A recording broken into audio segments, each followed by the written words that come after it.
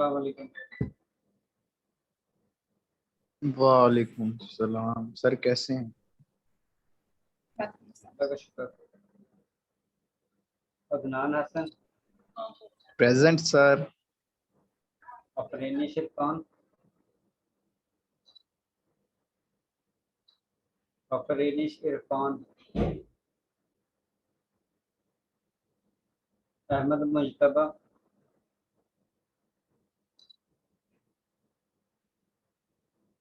अहमद मुजतबा, अली हसन, अली हसन,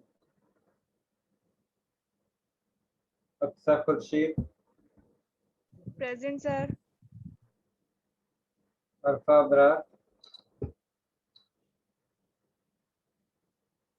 अरफा Abrar, Arsalan Ali, present sir. Ashan Ali, present sir. Bilal Taj, Bushra Ashraf, Present, sir. Fahmina Mumtaz, Present, sir.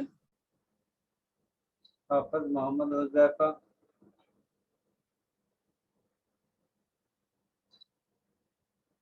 Hafiz Mohammad Huzaifa, Hafiz Zeeshan, Hafiz Zeeshan, Hamza Ayub, Hamza Ayub, Huma Imran, Present, sir. Jazeb, present sir. Khalid Hussain,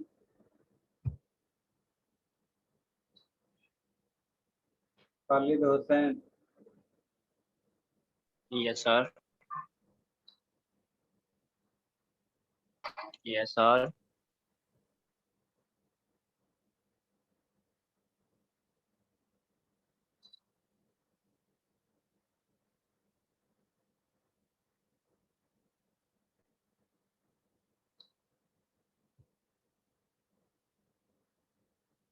Khansa Ahmad, Present. Hinza Khalid, Present, sir. Laiba Iqbal, Present, sir. Liaquat, present sir. Mehak Khalid,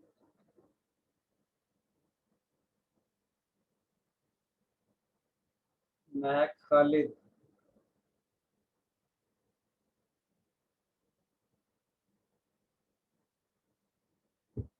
Mubashra, Yes, sir. Mohammad Umar, present sir. Mohammad Talha,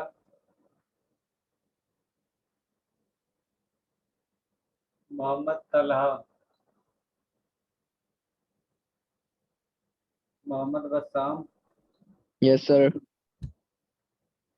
Mohammad Ahmad Rame, present sir. Mohammad Arif,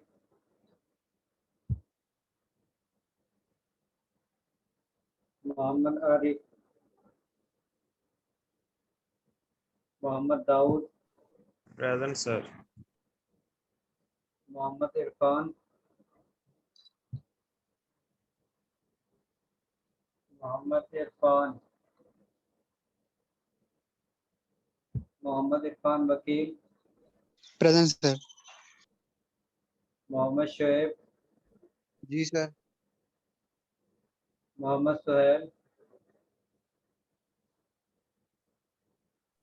present sir. Mohammad Waqas,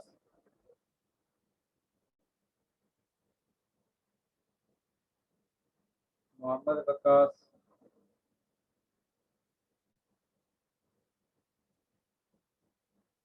Munazza शहजादी, Present. Nasir सुल्तान,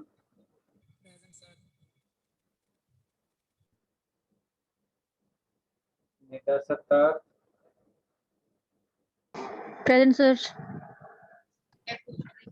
निमरा रियाज, Present, sir. Rabia Shahid, Present, sir. Sadia Qayyum, Present, sir. समरा Naseer,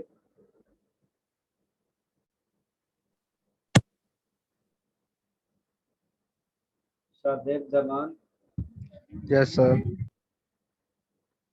Shoaib Aslam,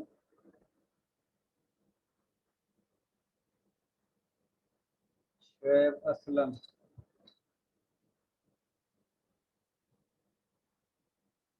Syed Ghaus Meeran, Present, sir. फकीर Ahmad,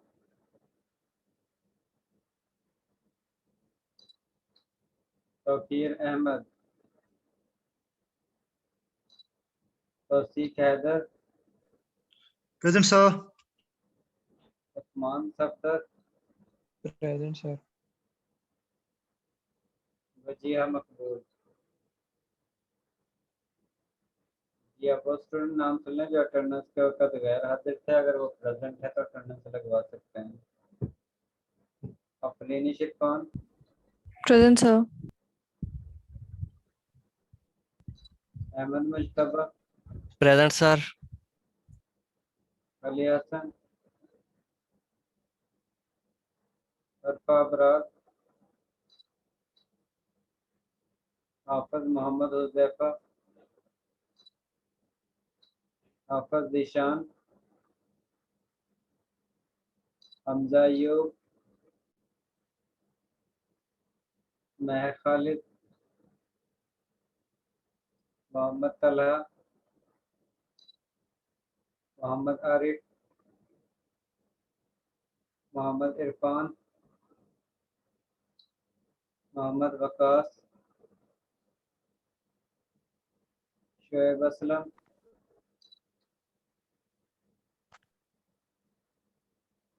Tauqeer Ahmad. Sir, G. Muhammad Arif present.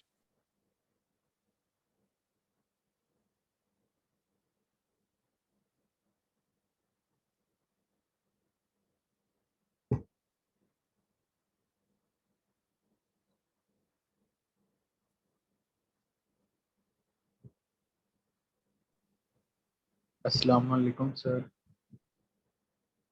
वालेकुम सलाम। Sir वो projects का पूछना था कि check हो चुकी हैं किसी हद तक कि नहीं। चेक होती के साथ आपके नंबर अपलोड हो जाएंगे। चलें ठीक है सर। मैं अभी आप लोगों को क्विज सेंड कर रहा हूँ। आप लोगों ने 25 मिनट के अंदर उस क्विज को सॉल्व करके सबमिट करवाना है LMS पर।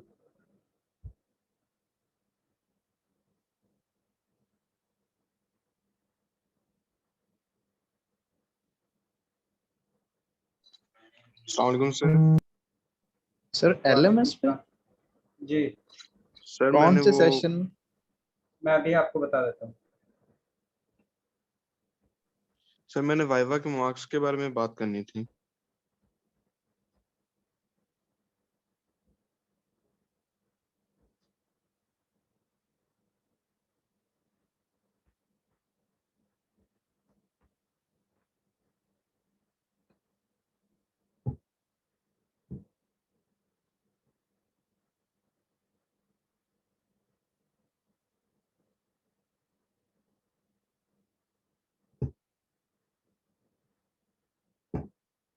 जी क्विज मैंने आज सभी स्टूडेंट को मेल कर दिया है।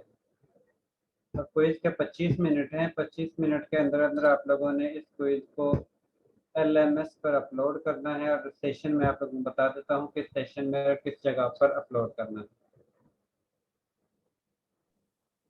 सर मेल नहीं आई अभी तक। तो रिफ्रेश करके चेक करो।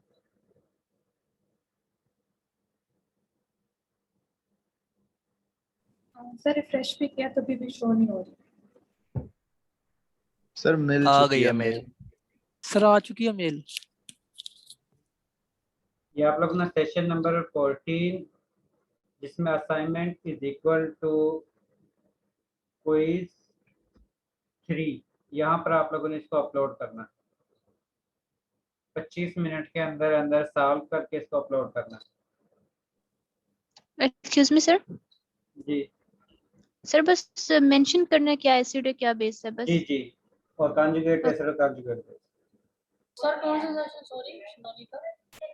जो चीजें सर, इस लिखी हुई है वो क्विज पढ़ के वो आपने बतानी है सिर्फ, सर इस क्वेश्चन को छेड़ना छोड़ना तो नहीं हम मतलब कुछ के भी नहीं परमिशन? करना, ओके सर, ओके। अपनी तरफ से कोई इन्वेंशन नहीं करनी।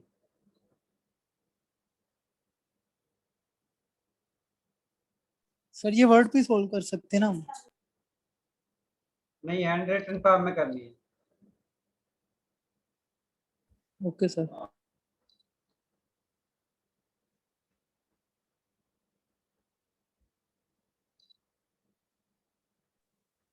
अस्सलाम वालेकुम सर। आप लोगों को जो मेल गई है वो 41 मिनट पर गई है, तो 41 से आप लोगों के टाइम स्टार्ट होता है।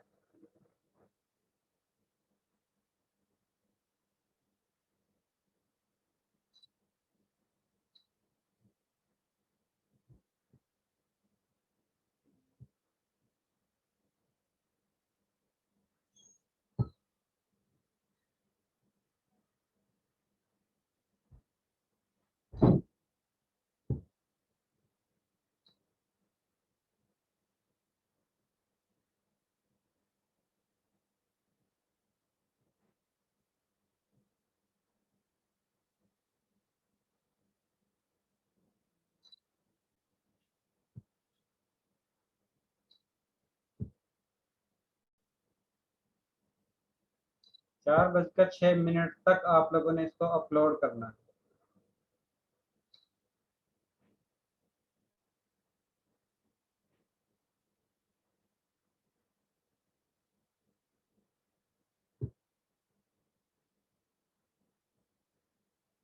सभी स्टूडेंट ने इस क्विज को सॉल्व करके session number 14 assignment is equal to quiz 3, यहाँ पर आप लोगों ने इसको सॉल्व करके अपलोड करना है।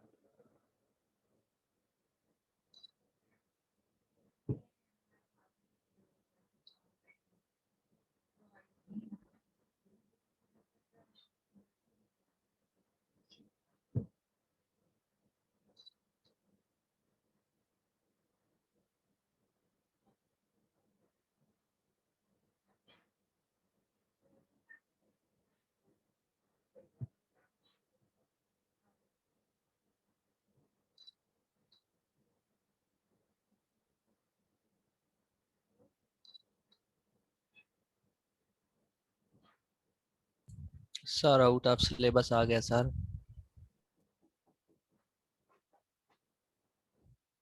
मुझे पता है कि आउट ऑफ सिलेबस है या नहीं है, नहीं सर, आउट ऑफ सिलेबस तो नहीं है। ये मुझे भी पता है। सॉल्व करके सबमिट करवाए कोई।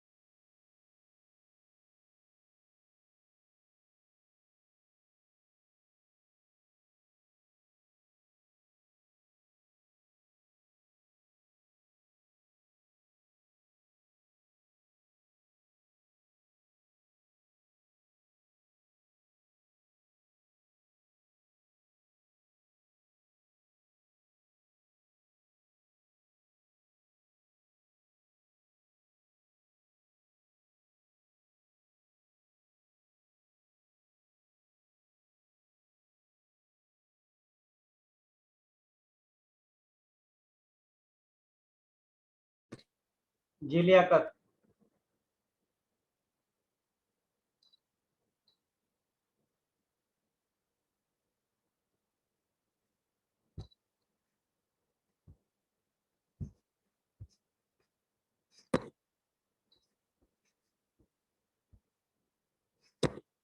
लियाकत कुछ पूछना है आपने?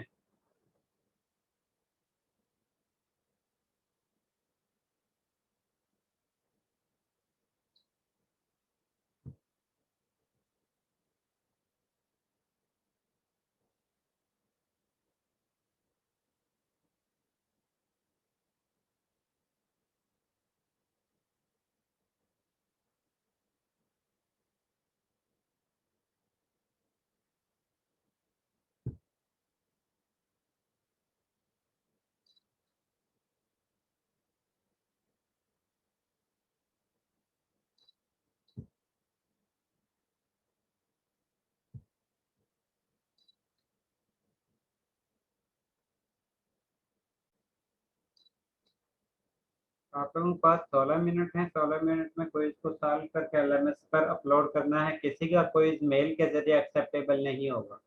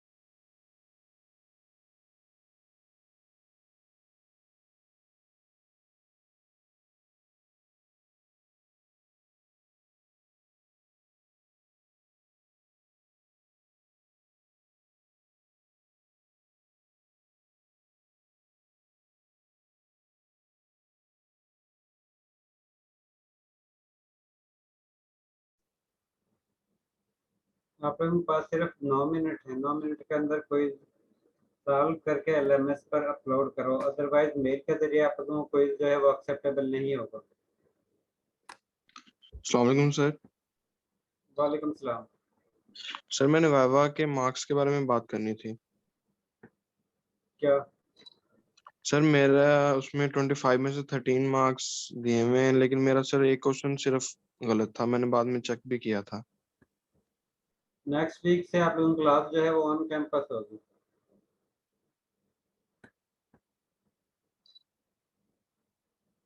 एमएल मैंने सर चेक करके ही आपके नंबर दिए हैं, वैसे ही नहीं दिए। सर एक क्वेश्चन रॉन्ग पे सर इतने 10-12 मार्क्स एक सर कट। क्वेश्चन नहीं है, आप नेक्स्ट वीक में यूनिवर्सिटी आओगे ना, अपना आंसर जो है वो चेक कर लेना, मैं आंसर आपको दिखा दूंगा कि आपका आंसर क्या है, रियल में आंसर क्या है।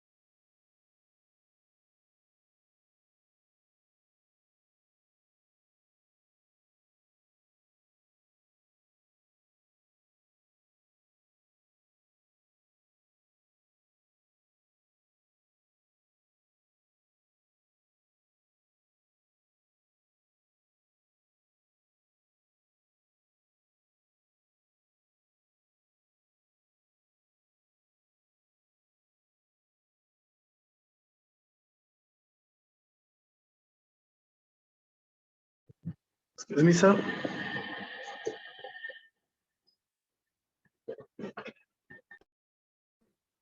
जी उमर। सर मैंने ये कहना था कि मेरे असाइनमेंट 2 के मार्क्स अभी तक अपलोड नहीं हुए। मैंने ऑन टाइम करवाई थी सबमिशन, वो काइंडली चेकआउट कर एलएमएस देंगे। पर हाँ जी sir.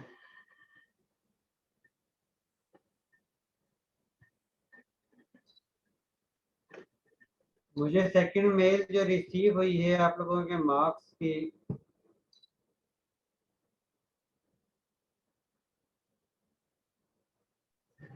I don't know but sir मेरा ऑन टाइम था, आप चेक कर सकते हैं।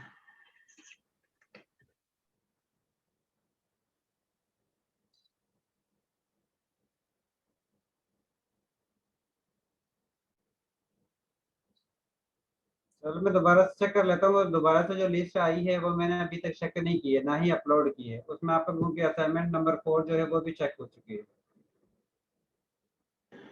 जी ठीक है सर, थैंक यू। वो चेकआउट कर लीजिएगा बस। अगर आप लोगों ने की है तो फिर आप लोगों के नंबर लगे होंगे, अगर रिसीव नहीं हुई तो फिर उसके नंबर नहीं लगे होंगे। जिस वक्त असाइनमेंट बट नंबर 4 अपलोड होगी उसके साथ ही आप लोगों को प्रीवियस जो है, अगर किसी के नंबर ऐड हुए हैं तो वो भी साथ में ऐड हो जाएंगे।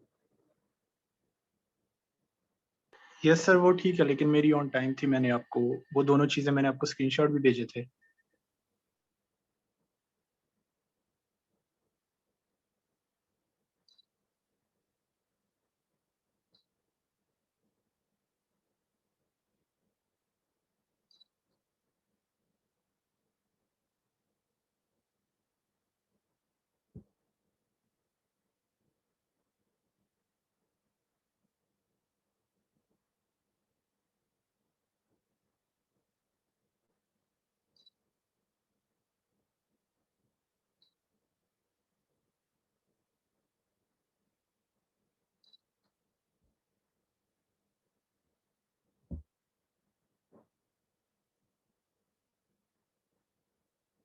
आप लोगों के पास सिर्फ 4 मिनट।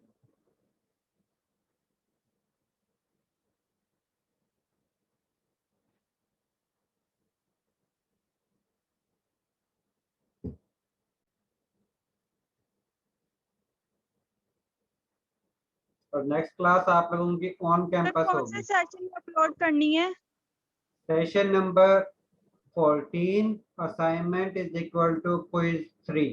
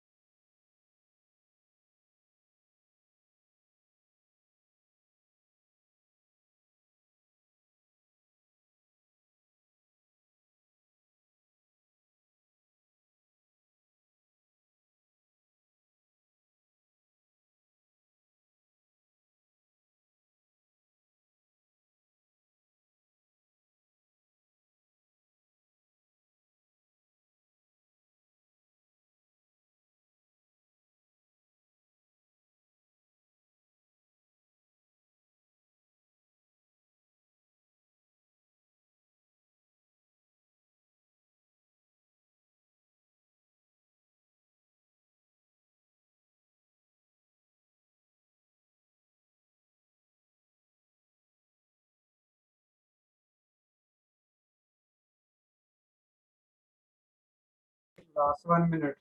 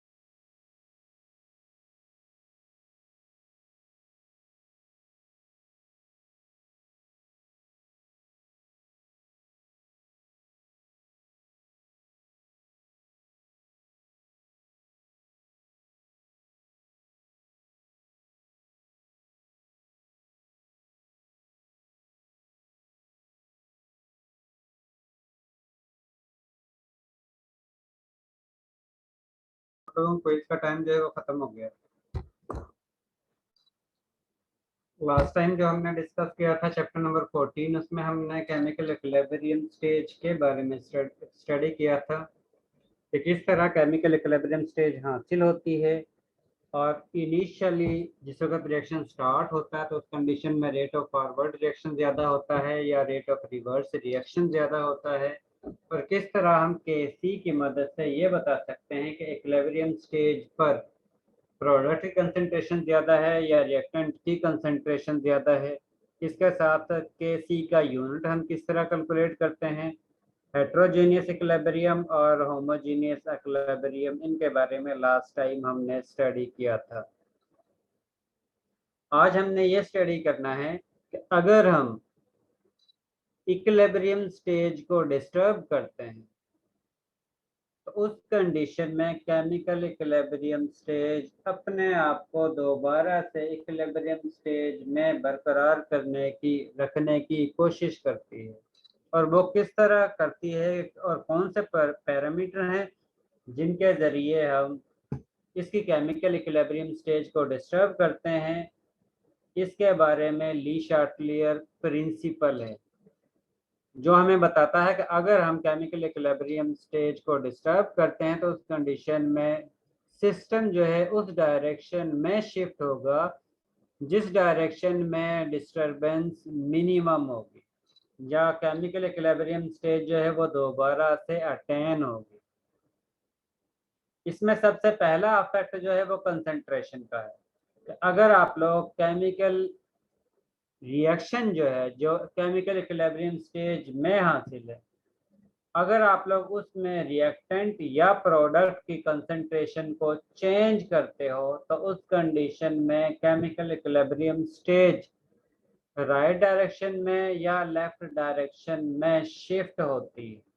और वो किस तरह शिफ्ट होती है, सपोज ये आप लोगों के पास एक केमिकल रिएक्शन है जो इक्विलिब्रियम स्टेज की हालत में है, जिसमें आप लोगों के पास डाई नाइट्रोजन टेट्राऑक्साइड जो है वो डिकम्पोज होकर नाइट्रोजन डाइऑक्साइड गैस बनाता है और nitrogen dioxide gas molecule combine होकर dinitrogen tetroxide gas molecule बनाते हैं।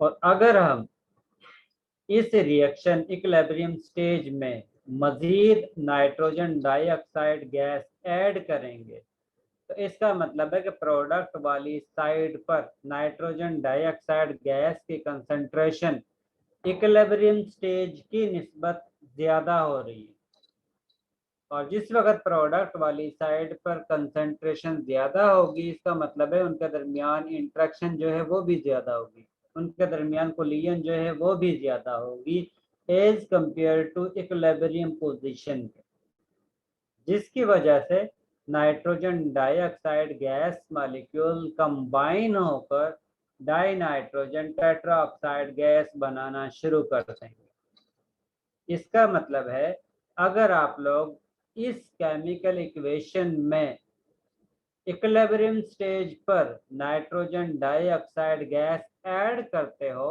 तो उस कंडीशन में ये रिएक्शन जो है प्रोडक्ट जो है वो रिएक्टेंट बनाना शुरू कर देते हैं, या केमिकल इक्विलिब्रियम स्टेज जो है वो राइट डायरेक्शन से लेफ्ट डायरेक्शन की तरफ मूव करती है।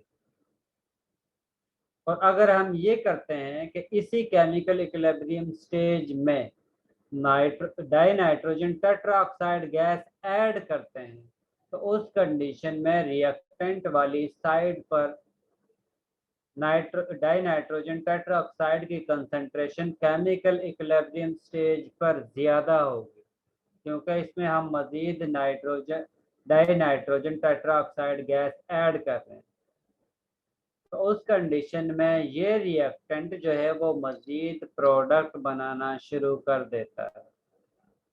इसका मतलब है कि इक्विलिब्रियम स्टेज जो है वो लेफ्ट डायरेक्शन से राइट डायरेक्शन में शिफ्ट होना शुरू हो जाती है। और यही चीज़ आप लोगों को नीचे पिक्चर के ज़रिए शो की हुई है कि ये आप लोगों के पास इनिशियल इक्विलिब्रियम स्टेज है, और इस इक्विलिब्रियम स्टेज में अगर आप लोग नाइट्रोजन डाइऑक्साइड गैस मज़ीद ऐड करते हो तो ऐड करने के बाद nitrogen dioxide gas molecule combine होना शुरू हो जाते हैं, और जिस वक्त वो कंबाइन होते हैं तो उसके रिजल्ट में die nitrogen tetroxide gas molecule बनना शुरू हो जाते हैं। इसका मतलब है कि केमिकल इक्विलिब्रियम स्टेज में अगर आप लोग प्रोडक्ट वाली साइड पर प्रोडक्ट की अमाउंट ज़्यादा करते हो तो वो केमिकल इक्विलिब्रियम स्टेज या प्रोडक्ट जो है वो रिएक्टेंट बनाना शुरू कर देते हैं। और अगर केमिकल इक्विलिब्रियम स्टेज पर रिएक्टेंट की कंसंट्रेशन इंक्रीज करते हो तो उस कंडीशन में क्या रिएक्शन जो है वो लेफ्ट डायरेक्शन से राइट डायरेक्शन में मूव करना शुरू कर देता है, जिसका मतलब है कि प्रोडक्ट जो है रिएक्टेंट जो है वो मजीद प्रोडक्ट बनाना शुरू कर देते हैं। और अगर आप लोग ये करते हो, आप लोगों के पास ये केमिकल इक्वेशन है, केमिकल इक्विलिब्रियम स्टेज पर है ये केमिकल रिएक्शन जो है, और इसमें से नाइट्रोजन डाइऑक्साइड गैस को रिमूव करते हो, तो इसका मतलब है कि केमिकल इक्विलिब्रियम स्टेज पर नाइट्रोजन डाइऑक्साइड की कंसंट्रेशन कम हो रही है। अब इस नाइट्रोजन डाइऑक्साइड गैस की कंसंट्रेशन को इक्वल करने के लिए डाई नाइट्रोजन टेट्राऑक्साइड गैस जो है वो डिकम्पोज होना शुरू हो जाती है, जिसके रिजल्ट में यही केमिकल इक्विलिब्रियम पोजीशन जो है वो लेफ्ट डायरेक्शन से राइट डायरेक्शन में शिफ्ट होना शुरू हो जाएगी। रिएक्टेंट जो है वो मजीद प्रोडक्ट बनाना शुरू कर देंगे।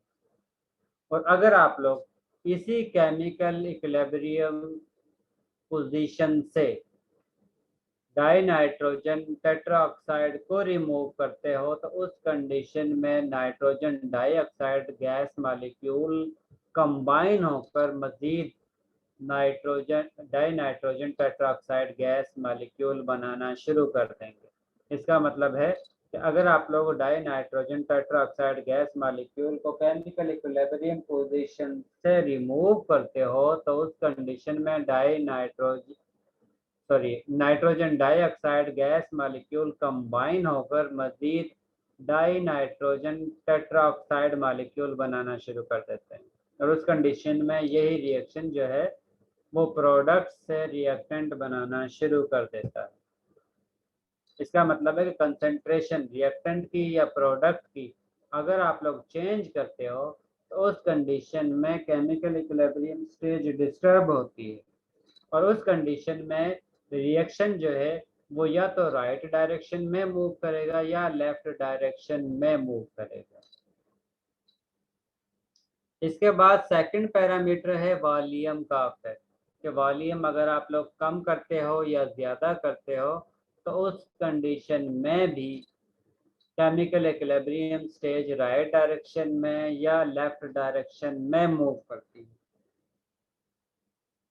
और इस वॉल्यूम चेंज के बारे में आप लोगों ने जो स्टडी किया था वो चैप्टर नंबर 9 में वो स्टडी किया था नंबर ऑफ मोल्स की बेस पर। रिएक्टेंट और प्रोडक्ट का नंबर ऑफ मोल्स जो हैं कम होते हैं या ज़्यादा होते हैं तो उसकी वजह से वॉल्यूम पर अफेक्ट होता है, और रिएक्शन जो है उस डायरेक्शन में मूव करता है जिस डायरेक्शन में इंटरनल प्रेशर कम। सपोज आप लोगों के पास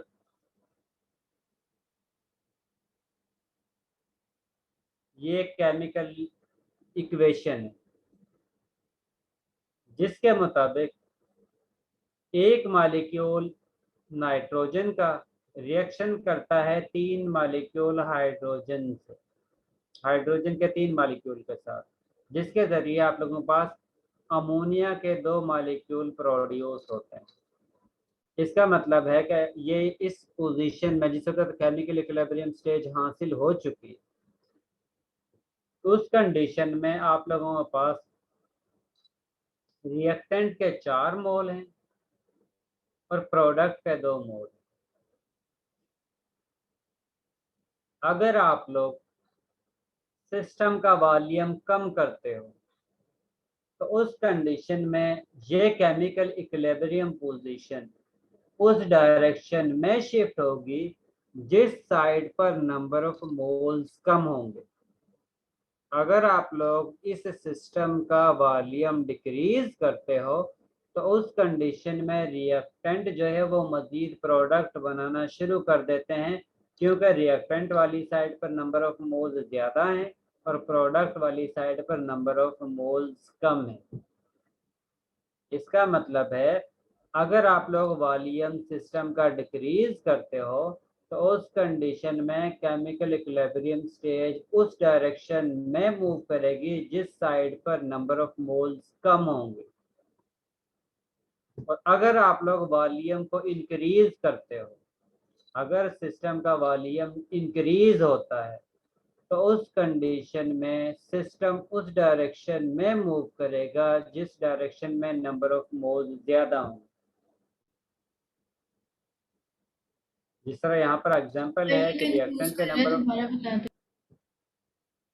मैंने कहा है कि अगर सिस्टम का वॉल्यूम डिक्रीज होता है, जिस तरह ये आपके सामने वॉल्यूम डिक्रीज हो रहा है, तो उस कंडीशन में रिएक्शन उस डायरेक्शन में मूव करेगा जिस डायरेक्शन में नंबर ऑफ मोल्स कम होंगे। अब जिस वक्त हम इन दोनों को कंपेयर करते हैं तो प्रोडक्ट वाली साइड पर नंबर ऑफ मोल्स कम है, रिएक्टेंट वाली साइड पर नंबर ऑफ मोल्स ज्यादा हैं।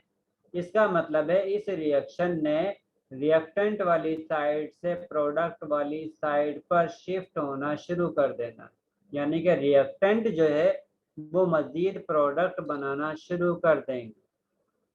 और अगर वॉल्यूम इंक्रीज होता है तो उस कंडीशन में रिएक्शन उस डायरेक्शन में शिफ्ट होगा जिस डायरेक्शन में नंबर ऑफ मोल्स ज्यादा हों।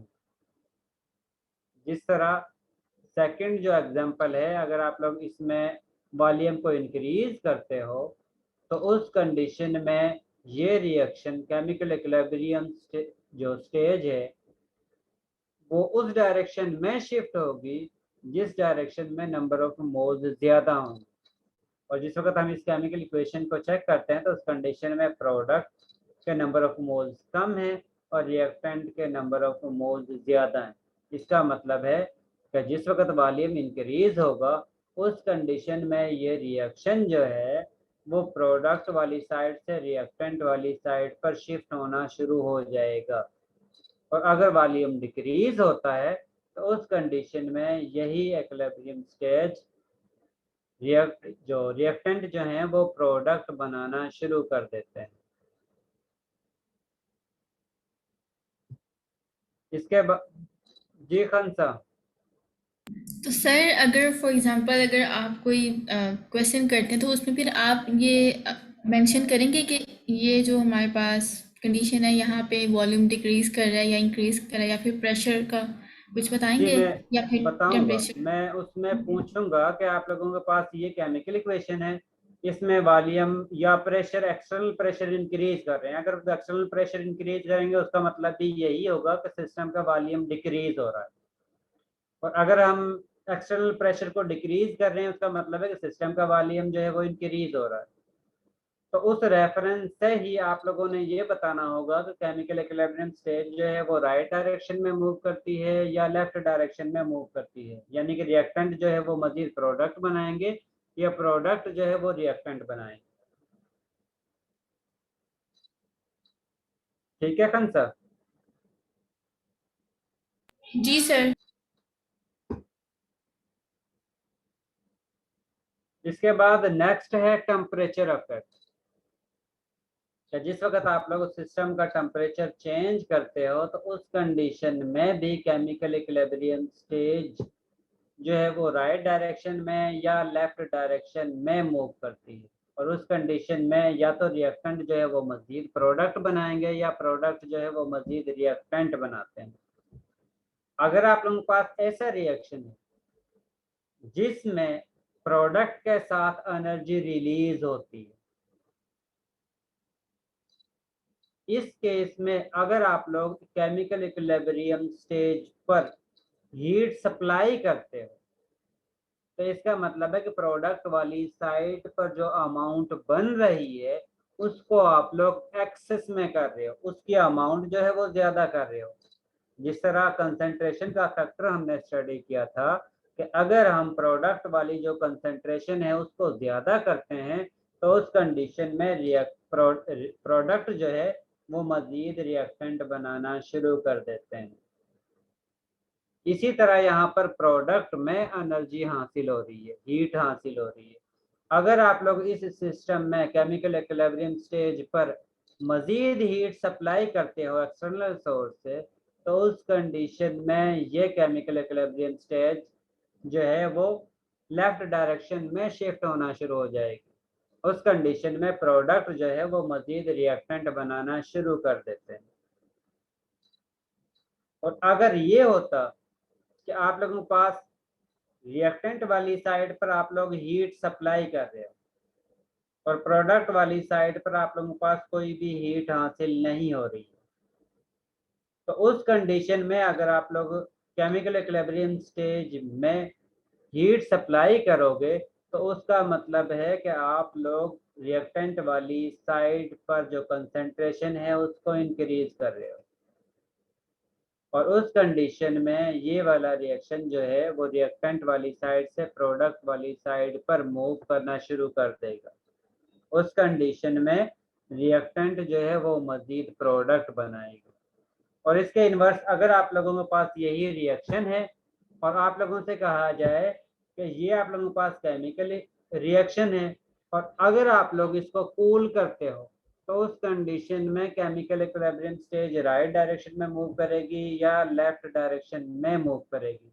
कूल करने का मतलब है कि आप लोग इस सिस्टम में से एनर्जी को रिमूव कर रहे हो, और आप लोगों को पता है कि जिस वक्त आप लोग एनर्जी को रिमूव करोगे इसका मतलब है कि प्रोडक्ट वाली साइड से कंसंट्रेशन कम हो रही है, और उस कंडीशन में यही रिएक्शन जो है रिएक्टेंट जो है वो मजीद प्रोडक्ट बनाना शुरू कर देंगे। और आप लोगों से कहा जाएगा अगर इसको आप लोग हीट करते हैं तो उसका मतलब है कि आप लोग इसमें एनर्जी को सप्लाई कर रहे हो, एनर्जी प्रोवाइड कर रहे हो केमिकल इक्विलिब्रियम स्टेज पर। तो उस कंडीशन में यही केमिकल इक्विलिब्रियम स्टेज जो है वो लेफ्ट डायरेक्शन में, राइट से लेफ्ट डायरेक्शन में शिफ्ट होना शुरू हो जाएगी और प्रोडक्ट जो है वो मजीद रिएक्टेंट बनाना शुरू कर देंगे।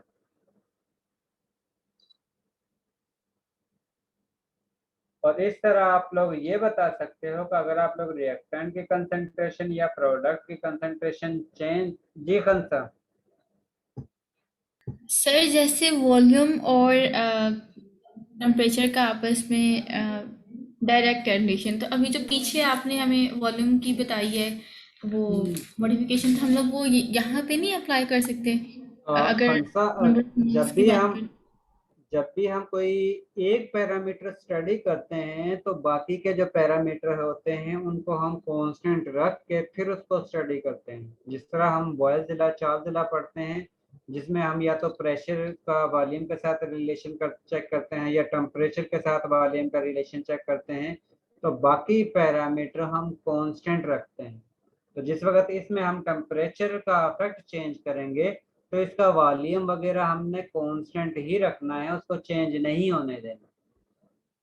तो उसके लिहाज से फिर हम इसके बारे में स्टडी करते हैं। ठीक है। Okay sir.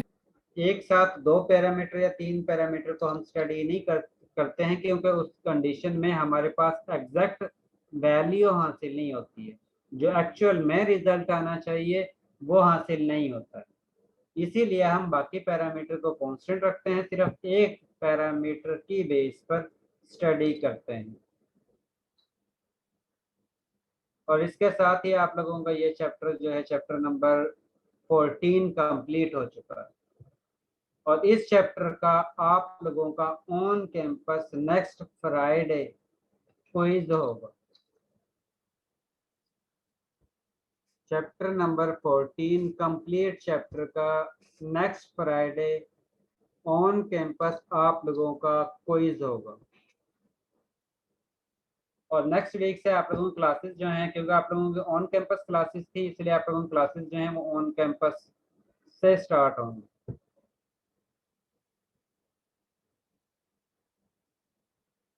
इसके बाद आप लोगों को लास्ट चैप्टर है chapter number 13 chemical kinetics. Chemical kinetics chemistry की वो ब्रांच है जिसमें हम किसी भी केमिकल रिएक्शन की स्पीड के बारे में स्टडी करते हैं, उसका मैकेनिज्म के बारे में स्टडी करते हैं, उस पर अफेक्ट होने वाले, उसकी स्पीड पर, केमिकल रिएक्शन के स्पीड पर अफेक्ट होने वाले फैक्टर के बारे में स्टडी करते हैं, उसको हम केमिकल काइनेटिक्स कहते हैं।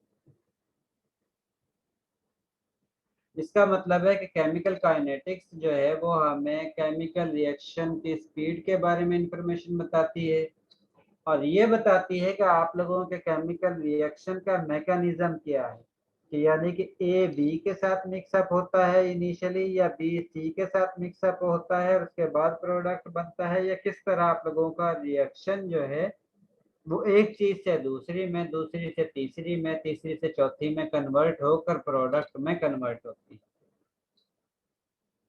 और वो कौन से फैक्टर हैं जिनके जरिए केमिकल रिएक्शन जो है वो स्लो होता है, वो या स्पीड के साथ होता है। वो फैक्टर काफी हैं, लेकिन आप लोगों के सिलेबस में जो हैं वो सिर्फ 4 दिए हुए, जिनकी बेस पर केमिकल रिएक्शन जो है वो स्पीड के साथ या स्लो होता है। सबसे पहला फैक्टर जो है वो रिएक्टेंट स्पीशी की नेचर है, के बाद रिएक्टेंट जो है सेम प्रोडक्ट बनाते हैं लेकिन उनका रेट ऑफ रिएक्शन डिफरेंट होता है, बाद स्लो रिएक्शन करते हैं और बाद स्पीड के साथ रिएक्शन करते हैं। जिस तरह ये मैं आप लोगों के सामने एक एग्जांपल लिख रहा हूँ।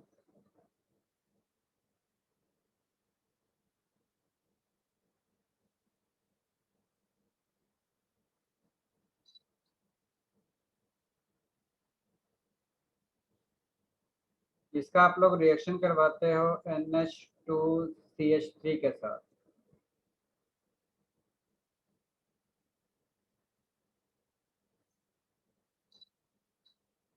तो आप लोगों के पास जो प्रोडक्ट हासिल होगा वो CH3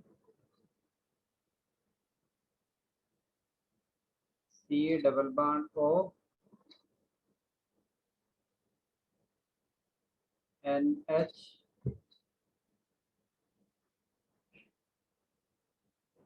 CH3, ये प्रोडक्ट हासिल होता है। अगर आप लोग इसी का रिएक्शन, मिथाइल अमाइन का रिएक्शन करवाते हो CH3 C double bond OH के साथ, तो उस कंडीशन में भी यही प्रोडक्ट हासिल होगा। अगर आप लोग इसका रिएक्शन इसके साथ करवाते हो तो तब भी ये प्रोडक्ट हासिल होता है, और अगर आप लोग इसका रिएक्शन इसके साथ करवाते हो तो उस कंडीशन में भी आप लोगों के पास यही प्रोडक्ट हासिल होता है। लेकिन इस केस में रिएक्शन जो है वो स्पीड के साथ होता है और रिएक्टेंट प्रोडक्ट बनाता है, प्रोडक्ट दोबारा से रिएक्टेंट नहीं बनाता है। लेकिन आप लोग अगर इसका रिएक्शन इसके साथ करते हो तो उस कंडीशन में ये रिएक्शन स्लो होता है और ये रिएक्शन जो है वो रिवर्सिबल होता है, यानी कि प्रोडक्ट जो है वो रिएक्टेंट बनाते हैं, रिएक्टेंट जो है वो प्रोडक्ट बनाते हैं। अब हमने, क्योंकि प्रोडक्ट आप लोगों के पास सेम हासिल हो रहा है और रिएक्टेंट स्पीशी को चेंज करने की वजह से रिएक्शन की स्पीड जो है वो चेंज हो गई। इसका मतलब है कि रिएक्टेंट की जो नेचर है वो रेट ऑफ रिएक्शन को कंट्रोल करती है। रिएक्शन जो है वो स्पीड के साथ भी हो सकता है, स्लो भी हो सकता है, ये डिपेंड करता है कि जो रिएक्शन के दौरान आप लोग रिएक्टेंट यूज कर रहे हो उनकी नेचर क्या है। इसके बाद सेकंड पैरामीटर है टेम्परेचर। जी खंसा, टेम्परेचर का क्या इफेक्ट होता है?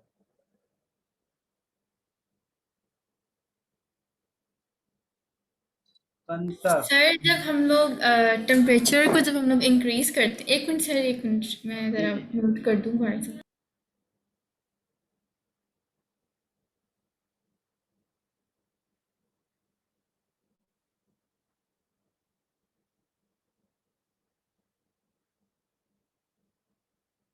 सर टेम्परेचर पे जब हम लोग इंक्रीज करते हैं, अगर हम लोग रिएक्टेंट्स की बात करते हैं, तो हमारे पास जो प्रोडक्ट होता है वो मतलब बनता है, बट एट द एंड अगर हम लोग टेम्परेचर को डिक्रीज करते हैं तो हमारे पास जो प्रोडक्ट की जो होती है ना, क्या उसे कहते हैं, अगर प्रोडक्ट की साइड से टेम्परेचर को सॉरी जो एनर्जी को करते हैं, रिमूव करते हैं या डिक्रीज करते हैं, तो वहाँ से हमारे पास जो रिएक्शन है वो बैकवर्ड करता है मूव, और अगर रिएक्टेंट के साइड से करते हैं इंक्रीज, तो हमारे पास जो रिएक्शन है वो फॉरवर्ड मूव करता है। टेम्परेचर की वजह से नंबर ऑफ कोलिजन मॉलिक्यूल की टेम्परेचर पर डिपेंड करती है।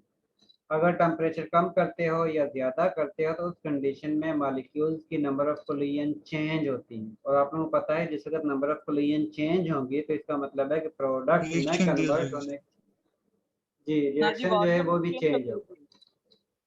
जी हुज़ैफा, सर जी वॉल्यूम भी तो फिर चेंज होता है जी, टेम्परेचर के बढ़ाने और कम करने से वॉल्यूम भी चेंज होता है। वॉल्यूम आप लोगों ने इस दौरान कांस्टेंट ही रखना है। मैंने आपको पहले भी बताया है, जब हम किसी भी पैरामीटर, एक पैरामीटर को स्टडी करते हैं तो बाकी पैरामीटर को हम कांस्टेंट रखते हैं।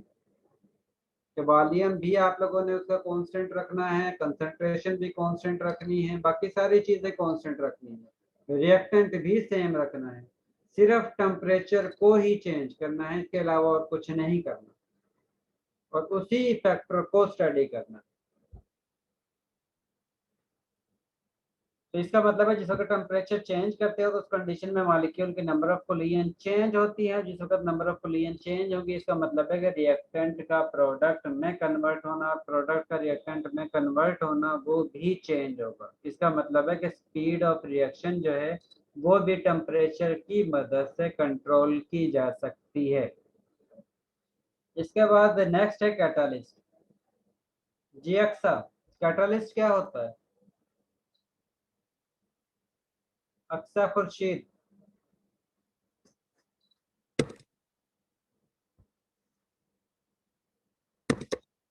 Aqsa Khurshid,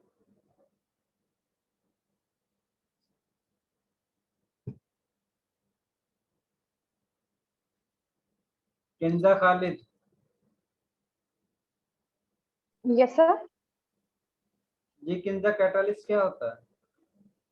sir catalyst reaction में वो स्पीशी होती हैं जो इसको प्रोसीड करने में हेल्प करती हैं। फर्स्ट करें अगर उस टाइम उसके पास एनर्जी कम है तो कैटलिस्ट उसको साइड एनर्जी प्रोवाइड करते हैं ताकि वो प्रॉपर स्पीड में वर्कआउट कर सके। इसका मतलब है कैटालिस्ट जो है वो भी रिएक्शन की स्पीड पर अफेक्ट करता है। कैटालिस्ट जो है रिएक्शन की स्पीड को इनहांस करता है। इसके साथ लास्ट पैरामीटर है कंसंट्रेशन। और वजीहा मकबूल,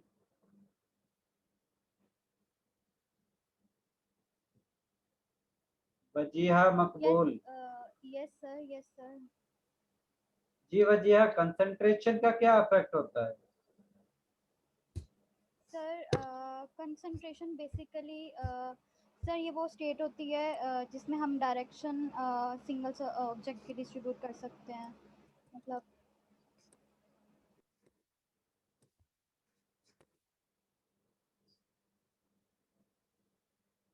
जी तौसीक, कंसंट्रेशन ज्यादा करने से नंबर ऑफ यानी कि मटेरियल ज्यादा होगा, मास ज्यादा, तो फिर रिएक्शन ज्यादा होगी सर। अगर हम कंसंट्रेशन ज्यादा करेंगे तो खंसा क्या होगा? रिएक्टेंट ज्यादा होंगे सर तो नंबर ऑफ रिएक्शन मोल्स में सर अगर ज़्यादा होंगे तो हमारे पास जो वो रिएक्शन है वो ज़्यादा माने प्रोडक्ट बनाएगा एंड फास्टली प्रोसीड करेगा। कोलिजन ज्यादा होंगे सर क्योंकि पार्टिकल ज्यादा है ना। ठीक है, बिल्कुल ठीक है। ये 4 पैरामीटर हैं जिनके जरिए हम रिएक्शन की स्पीड को कंट्रोल कर सकते हैं, रिएक्शन की स्पीड को कम या ज्यादा कर सकते हैं। आज के लिए मेरे ख्याल में इतना ही काफ़ी है, बाकी जो है हम ऑन कैंपस क्लास में स्टडी करेंगे। और नेक्स्ट फ्राइडे को आप लोगों का क्विज नंबर 4 होगा और ऑन कैंपस होगा और उसका सिलेबस जो है वो टोटल चैप्टर नंबर 14 कंप्लीट होगा। इसके अलावा अगर किसी का कोई क्वेश्चन है तो वो आप लोग पूछ सकते हो।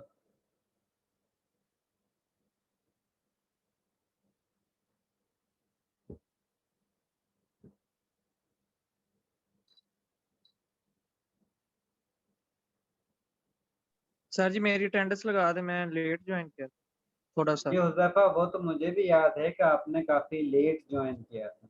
काफी नहीं सर जी, क्विज 40 मिनट पे मैं आ गया था और क्विज भी दिया सर जी मैंने। अली हसन,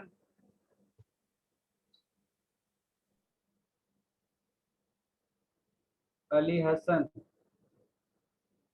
अरफा अबरार, अरफा अबरार, हाफिज मोहम्मद हुज़ैफा, प्रेजेंट सर। हाफिज ईशान, हाफिज ईशान अली, हमजा अयूब, हमजा अयूब, महक खालिद, महक खालिद, मोहम्मद तलहा,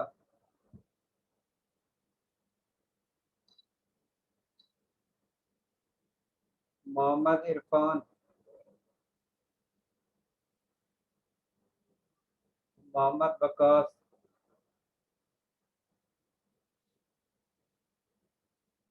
मोहम्मद शुएब,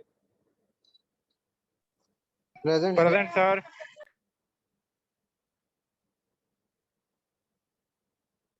तौकीर अहमद,